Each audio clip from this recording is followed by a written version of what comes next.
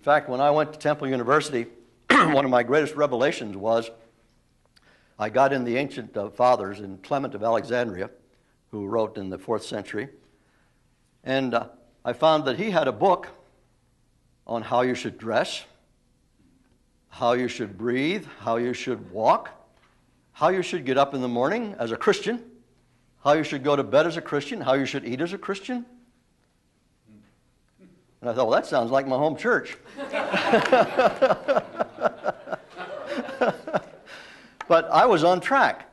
Now, I had never known about Clement, and I hadn't had a lot of Wesley, because we didn't speak much about Wesley in the early movement. We knew we were Wesleyan, but the doctrine of Christian perfection was the center of and the revival was the center of our movement. And we didn't talk a lot about Wesley like I did in the previous tapes here. But nevertheless, here he went all the way back to Clement to get some of his material on the Christian life and Christian discipline. And I go down to Temple and begin to open this guy up and read his literature, and here I say, well, that sounds awful familiar. So what I'm trying to say is, it began way back there. Christian perfection is not a Methodist doctrine. It's a doctrine which Wesley believed the Methodists were raised up to preach and renew in the church, but it was renew. It wasn't to start something new.